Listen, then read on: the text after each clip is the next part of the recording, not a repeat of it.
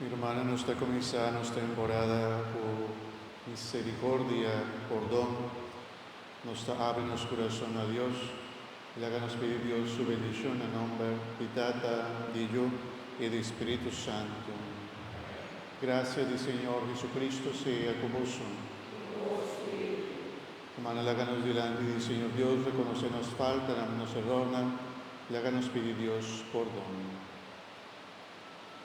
Mita confesar a Dios Todopoderoso, delante di ora che presente, come a pecca mascia tanto, a pensamento e palabra, a lo que me hace y queda sin hace. Pa mi culpa, pa mi gran culpa, recebita roga la Virgen María, durante el santo, y vos mi romana, y reza para mí. Madre Dios Todopoderoso, por mostrarnos su misericordia, perdónanos pecados y danos vida eterna.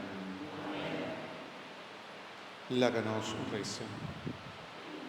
Oh Señor, la que tú eres naco da pertenecer a Cristo, comienza el tiempo sagrado aquí de Cuaresma, ayúdanos a resistir poder de maldad y máranos por nenga los mes, nos vida más fuerte de nos lucha contra todo lo que está malo. Esa que nos está vivo. Pa mio di Jesucristo voglio no Señor, que de como Dios está viva y reina, cubo de unidad del Espíritu Santo, dentro del siglo y siglo. Amén.